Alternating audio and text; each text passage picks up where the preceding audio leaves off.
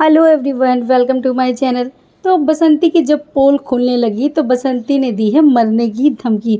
जी हाँ, क्योंकि जब इनकी नंदे भी आ गई और उन्होंने भी बोल दिया कि जो तुम्हारे पति ने हमसे पैसा लिया था वो अभी तक वापस नहीं किया है और मेरे भी तो हस्बैंड नहीं है ना, तो फिर मुझे वो पैसा वापस करो और किसी भी हाल में करो, चाहे तुम अपनी ज़मीन बेचो, चाहे कैसे भी। अब तुम मुझे मेरा पैसा दो जो तुम्हारे पति ने मुझसे लिया था।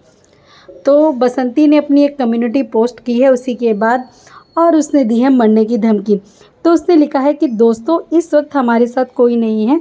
जिन नंदों के घर जाकर उनके बुरे वक्त में उनकी सेवा करी, वही पैसा और ज़मीन मांग रही हैं हमसे। हम कौन होते हैं उनको हिस्सा देने वाले? बाबूजी से मांगे ना। सास ससुर की किसी भी हालत में मैंने सेवा नहीं छोड़ी, दिन रात घर में मौजूद रहती थी। तभी ये लोग क्यों नहीं आए सेवा करने? जब दीपक जी जिंदा थे तब पैसा नहीं मांगा गया और अब बोल रहे हैं कि हमसे 1-2 लाख रुपए तेरे पति को दिए हैं, वापस कर। सब साथ मिलकर मेरा जीना मुश्किल कर दिया है।